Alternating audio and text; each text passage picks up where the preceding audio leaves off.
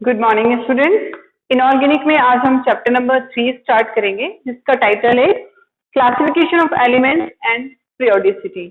Elements को classify करना सीखेंगे। आप देखो 10th क्लास में भी आप इसकी नॉलेज ले चुके हो कि किस तरह से हम एलिमेंट्स की ग्रुपिंग करते हैं, क्लासिफिकेशन करते हैं, एक टेबल में उनको हम अरेंज करते हैं। तो देखो क्लासिफिकेशन की जो हमें नीड हुई वो हमें क्यों नीड हुई, क्योंकि लॉट्स ऑफ एलिमेंट्स डिस्कवर हो रहे थे, धीरे धीरे एलिमेंट्स की डिस्कवरी बढ़ती जा रही थी, तो उन्हें एक ग्रुप में डिवाइड करना ताकि हम अच्छे से उनकी प्रॉपर्टीज का आइडिया ले सकें, उनकी प्रॉपर्टीज, उनकी सिमिलैरिटीज को कंपेयर कर सकें। जिस तरह देखो आप क्लास में ग्रुप में बच्चों को बांट दिया जाए कि ये इस ग्रुप के बच्चे हैं, ये इस ग्रुप के बच्चे हैं, तो आपको उस ग्रुप के बच्चों की प्रॉपर्टी अगर पता है तो आपको हर एक बच्चे की अलग से स्टडी करने की जरूरत नहीं होती है।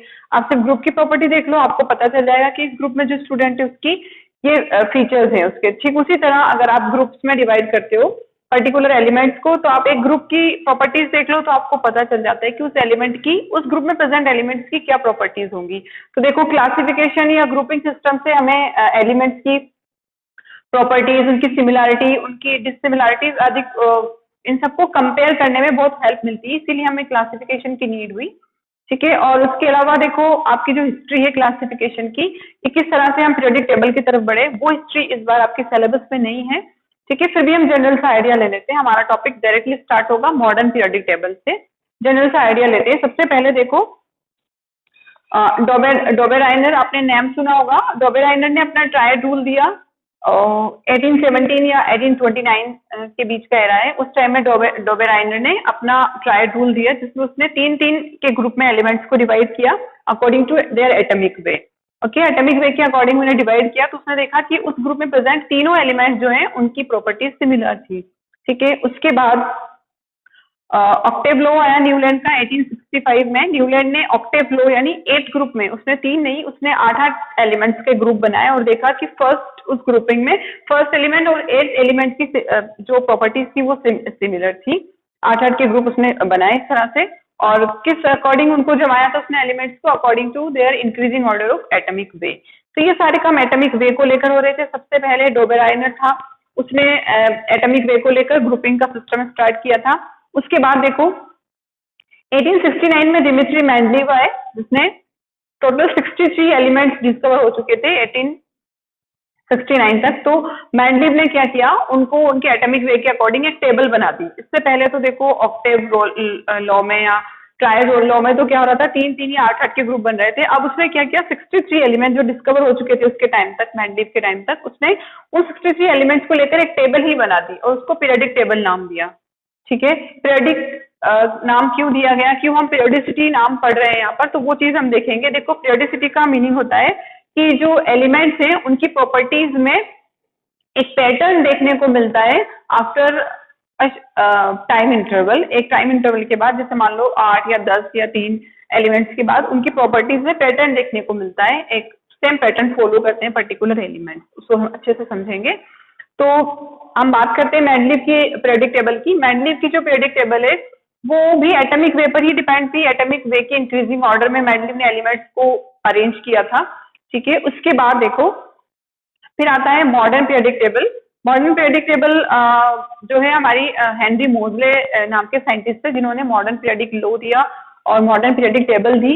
अब देखो जब एटॉमिक वे पर काम किया जा रहा था इससे पहले, उसके बाद जब मोजले आया तो मोजले ने क्या किया, एटॉमिक वे के कंपेयर में एटॉमिक नंबर को ज्यादा सुटेबल देखा। उसने देखा कि जब हम एलिमेंट्स को उनके increasing order of atomic number में अरेंज करते हैं तो बहुत अच्छे से वो उनकी प्रॉपर्टीज का हम स्टडी कर सकते हैं। तो एटॉमिक वे के कंपेयर में उसने एटॉमिक नंबर को ज्यादा सुटेबल समझा, और अब जो उसने अपनी मॉडर्न पीरियोडिक टेबल दी उसमें उसने एलिमेंट्स को increasing order of atomic number में ही अरेंज किया। तो यही चीज हम पढ़ने वाले हैं। हम मॉडर्न पीरियोडिक टेबल पढ़ेंगे। हमारी जो हिस्ट्री थी क्लासिफिकेशन की वो हमारे सिलेबस में नहीं है, बट हमने जनरल सा आइडिया लिया है कि किस तरह से हम मॉडर्न पीरियोडिक टेबल की तरफ बढ़े हैं। तो स्टार्ट करते हैं अपना चैप्टर। देखो सबसे पहले modern periodic table is based on modern periodic law, ठीक है, which is given by Henry मोजले इन 1913। 1913 में ये सारा काम हुआ। मॉडर्न पीरियोडिक टेबल जो अब हम पढ़ रहे हैं, ये आप सभी जानते हो कि अब तक ऑलमोस्ट 118 एलिमेंट जो है डिस्कवर हो चुके हैं। उन एलिमेंट्स को जगह दी गई है मॉडर्न पीरियोडिक टेबल में, और आपसे पूछे कोई तो मैंडलीव की पीरियोडिक टेबल में 63 एलिमेंट्स थे, उसके बाद धीरे धीरे एलिमेंट्स डिस्कवर होते गए। ओके, और जो एलिमेंट डिस्कवर होंगे मॉडर्न पीरियोडिक टेबल में उनके लिए भी जगह छोड़ी गई है, उनके लिए भी स्पेस है। आप 10th क्लास में जनरल से आइडिया ले चुके हो उसका, ठीक है। तो मॉडर्न पीरियोडिक लॉ देख लेते हैं। According to this law, physical and chemical properties of elements are periodic function of their atomic number। क्या है? पीरियोडिक फंक्शन है। क्या होता है पीरियोडिक फंक्शन, वो हम देखेंगे।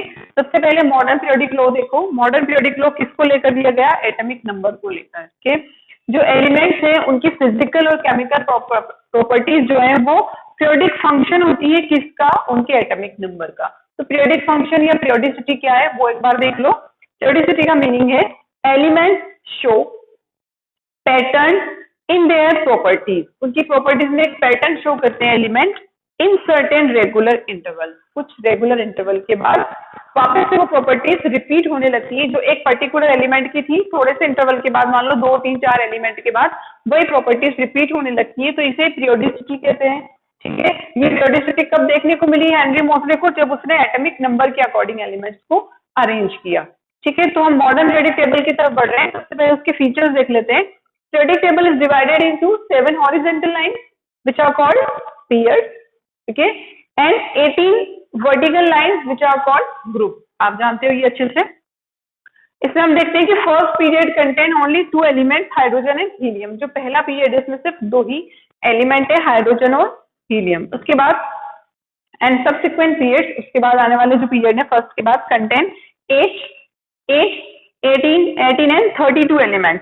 देखो फर्स्ट में तो 2 ही एलिमेंट हो गए।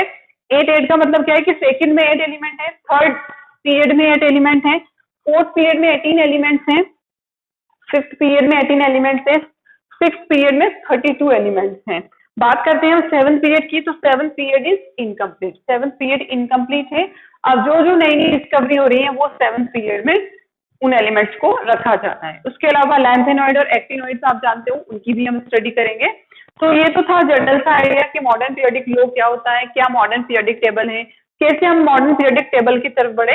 अब हम मॉडर्न पीरियोडिक टेबल देखते हैं, उसमें किस तरह से एलिमेंट्स को अरेंज किया जाता है वो हम देखेंगे। इसे नोट डाउन करो आप।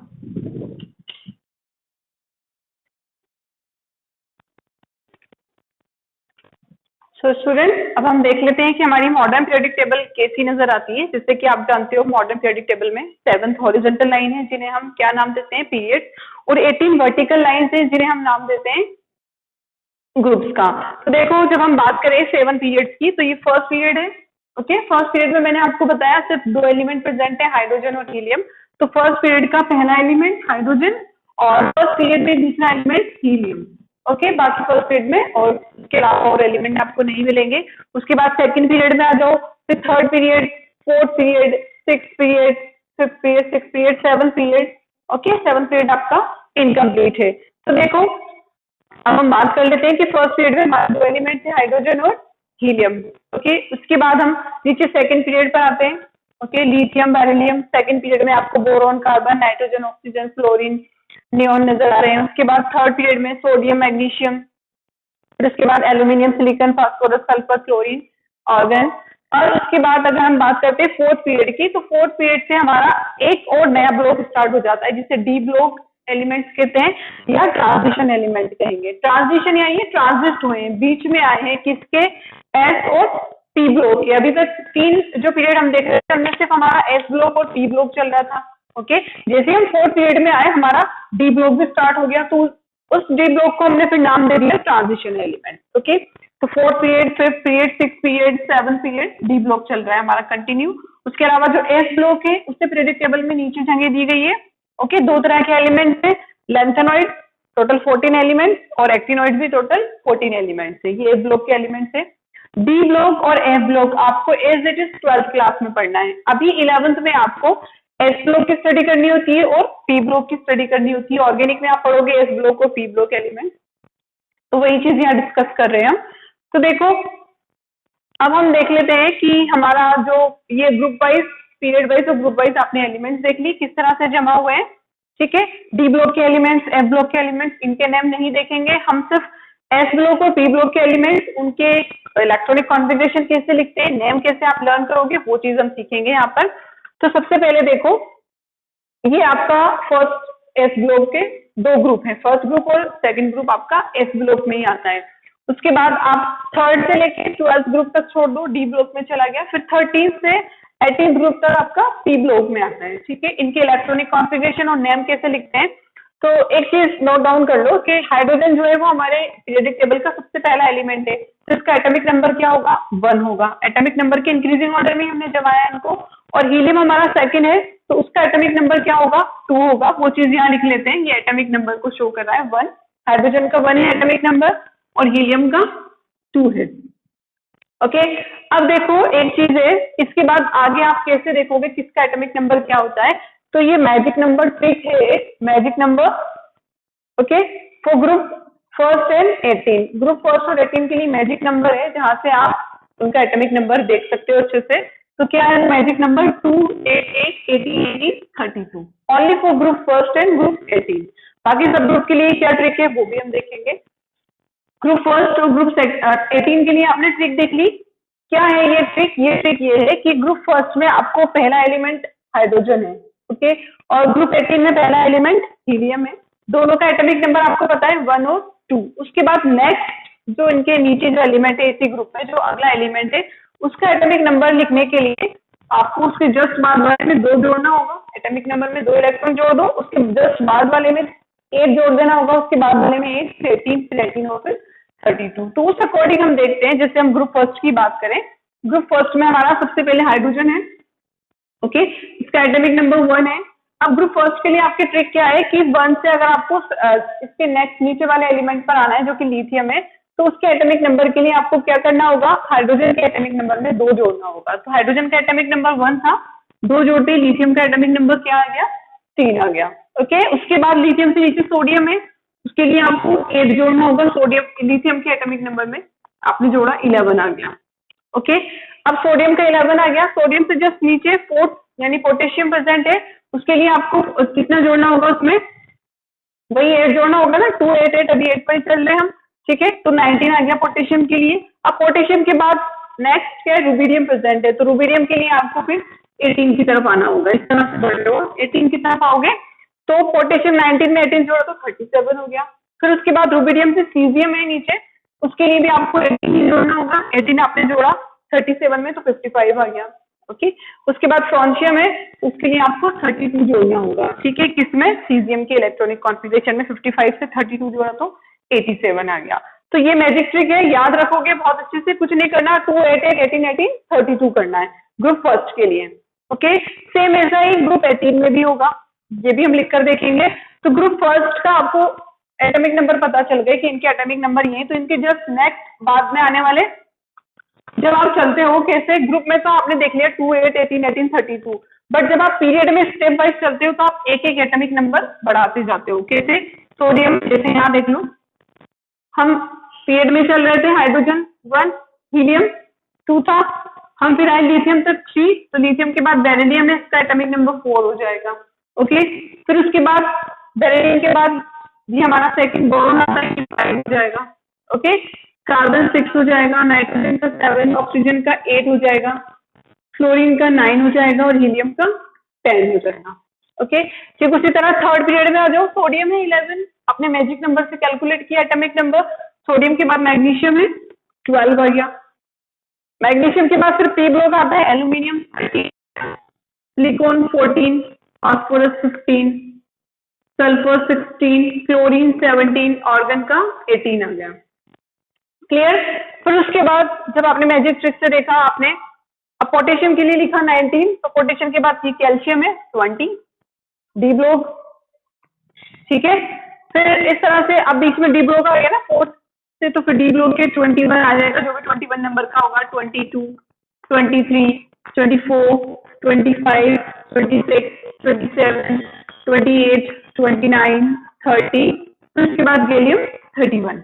ओके, 30, 32, 33, 34, 35, 36, 36 हो गया।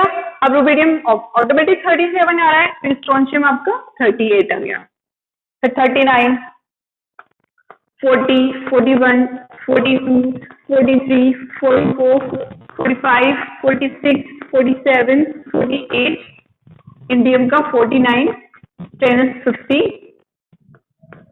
एंटीमनी 51, टेलुरियम 52, आयोडीन 53 और जीनन 54। ओके 54, सीजियम ऑटोमेटिकली 55 है हमारा, तो बेरियम हमारा 56 आ जाएगा। फिर इसके बाद यहाँ 57।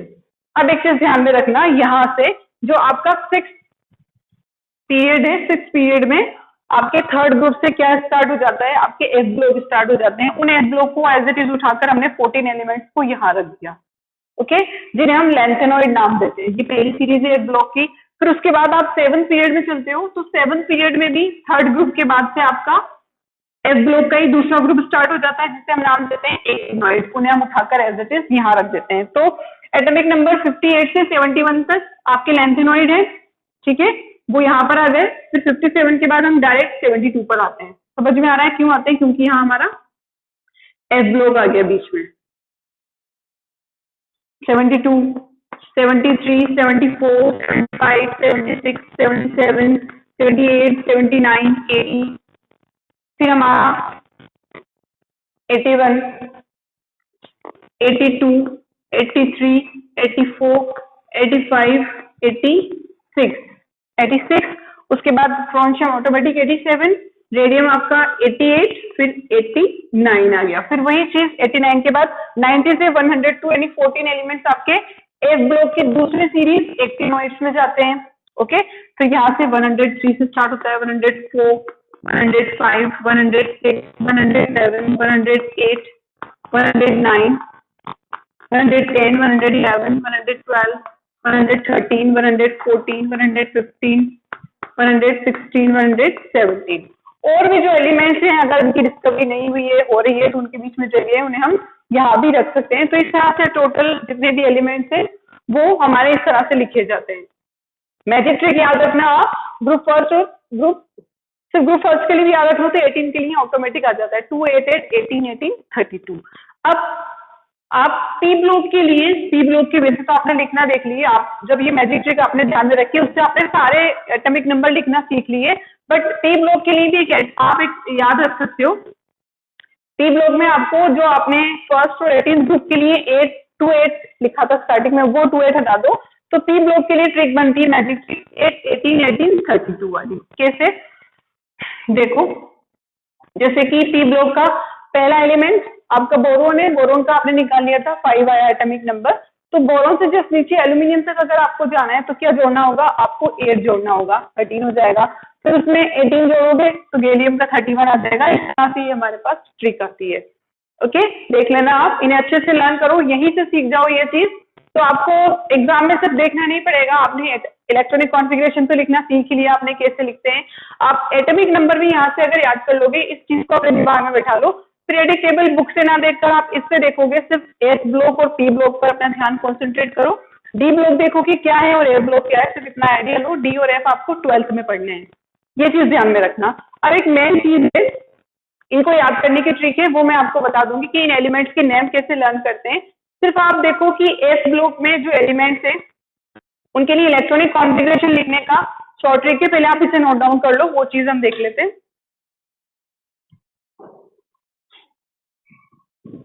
तो स्टूडेंट, अब हम देख लेते हैं पीरियोडिक टेबल के बाद इलेक्ट्रॉनिक कॉन्फ़िगरेशन एक्चुअल में कैसे लिखते हैं। तो देखो, आउटर शेल इलेक्ट्रॉनिक कॉन्फ़िगरेशन, जिसे हम वैलेंस शेल इलेक्ट्रॉनिक कॉन्फ़िगरेशन भी कहेंगे। एस ब्लॉक के केस में आउटर शेल का कॉन्फ़िगरेशन NS122 आता है, ओके। और पी ब्लॉक के केस में NS2 NP126। ये आउटर शेल की बात हो रही है, इनर शेल का आप लिख सकते हो अपने हिसाब से। यहाँ पर N किसे इंडिकेट कर रहा है? N is indicating the number of period, यानी जिस पीरियड में प्रेजेंट है पर्टिकुलर एलिमेंट, उसका नंबर शो कर रहा है। उसके अकॉर्डिंग आप आउटर शेल का कॉन्फ़िगरेशन लिखोगे, इनर शेल का अपने आप लिख सकते हो। तो देखो, जैसे कार्बन की अगर हम बात करें, कार्बन, ठीक है, 6 है इसका एटॉमिक नंबर, ओके।